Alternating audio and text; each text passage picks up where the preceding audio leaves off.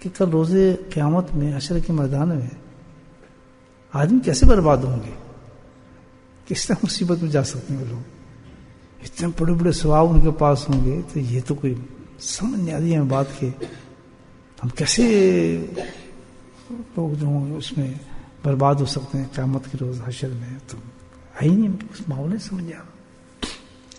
تو ایسا ہوگا کیا؟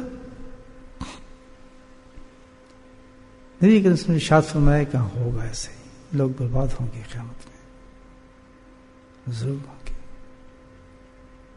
اور یہ نہیں کہ عمل نہیں ہوں گے، وہ تو ہے، نیکیاں تو بہت ہیں، کریں گے، بہت بہت کریں گے نیکی. اب وجہ پکڑنے کس وجہ سے ناکام بتا رہے ہیں اللہ کے نبی، اور بتایا جا رہا ہے کہ ہم نے وہ کام بالکل نہیں ہونے دینا ورنہ برباد ہو جائیں گے. اپنے اعمال کو نہ دیکھو بلکہ ان چیزوں کی طرف جائے جس کو اللہ کے نبی نے فرمایا اس کی حفاظت کرنا، تو تمہیں پورے اعمال مل جائیں گے، پوری نیکی مل جائیں گی، پورا کام بن جائے گا. وہ کیا چیز بتائی، کیا چیز ہے؟ سبحان اللہ. فرمایا یہ جو ہوگا روز قیامت میں بربادی کی وجہ، ساری نیکی پہاڑ کے برابر کا آدمی لا رہا ہے، وہ دبتا جائے اتنا پہاڑی کنڈم. کس چیز سے ہوگی ساری اس کی بربادی؟ فرمایا اس کی بربادی جو ہوگی اللہ کی نعمتوں کی وجہ سے کال دم ہو جائیں گی اس کی تمام چیزیں. نہیں بات سمجھے؟ نہیں سمجھے؟ اللہ کی نعمتوں کی وجہ سے اس کی جو نیکی ہیں ساری وہ دب جائیں گی، کال دم کہتے ہیں ختم ہو جائیں گی، دب جائیں گی. کیوں؟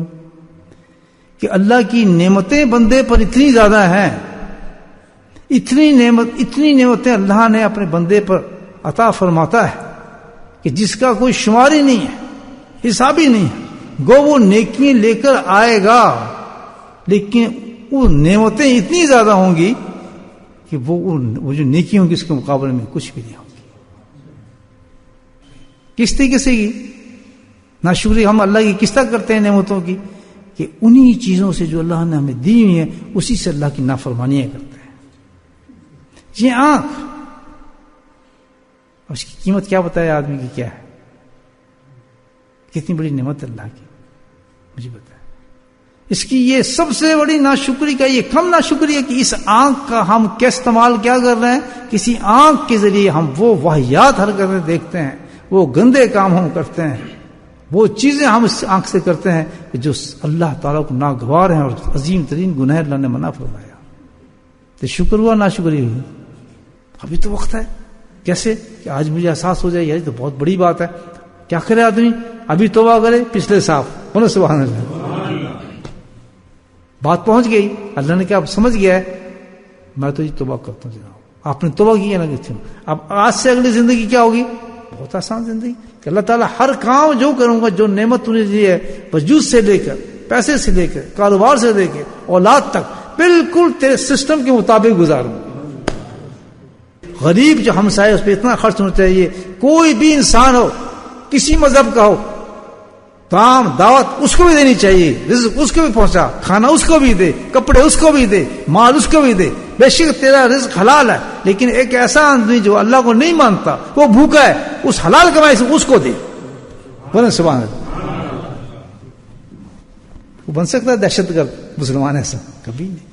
کتنی محبت انسانیت کی پیدا کی ہے کہ اس وقت جس وقت اللہ کا رزق ہمارے پاس پیسہ موجود ہے، اس وقت کوئی انسان ہم نے یہ نہیں دیکھنا اس کا مذہب کیا ہے، یہ پوچھتا کس کو سجدے نہیں، ہمارا کوئی اس سے تعلق نہیں.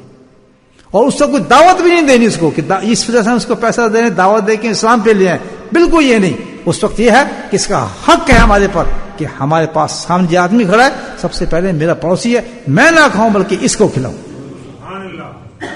کتابیں کھول کے نہیں بیٹھ جانا قرآن کے پڑھو جی یہ اور تمہارے رسول جی ہیں تو ہمارے رسول نہیں ہیں. وہ کہے گا بھاگ جاؤ، روٹی دینے آؤ تو مجھے میں سے ٹیکس وصول کرنے آئے نہیں، تاکہ اس کو احساس ہی نہ ہو. احساس یہ ہو کہ انسانیت ہے، سب آدم کی اولاد ہے. کدھر چلا گیا، کدھر چلا گیا. اپنی احتیاط سے زندگی گزارنے کا اللہ نے ایک طریقہ ہمیں بتایا ہے، بہت آسان طریقہ ہے، بڑا ہی آسان طریقہ ہے. لقد کان لکم فی رسول اللہ اسوۃ حسنہ.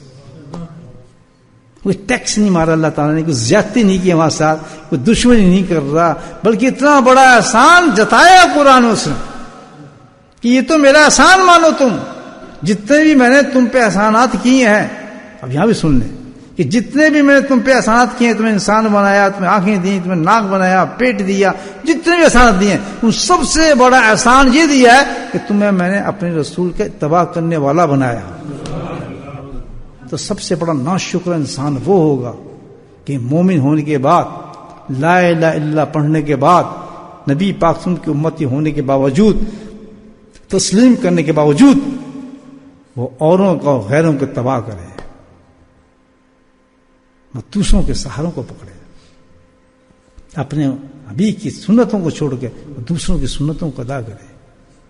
مجھے پتا ہے انسان ہو سکتا ہے سب سے بڑا ناشکر انسان وہ ہے. تو یہ یاد رکھ لیں ایک چیز کہ اگر احسانوں کا بدلہ اللہ کو دینا چاہتے ہیں تو ایک ہی طریقہ ہے، جو دعائیں اللہ کے نبی نے جس مقام پہ مانگی ہیں وہ ہر مسلمان کو رٹ لینی چاہیے. کپڑا پہنتے ہوئے، کھانا کھاتے ہوئے، گاڑی میں بیٹھتے ہوئے، اپنی بیوی کے پاس جاتے ہوئے، معاشرت کرتے ہوئے، یہ سب ہے کہ اگر ہم وہ دعائیں پڑھتے رہے ساتھ ساتھ اللہ کے فضل سے تو اللہ کے احسان اترتے چلے جائیں گے.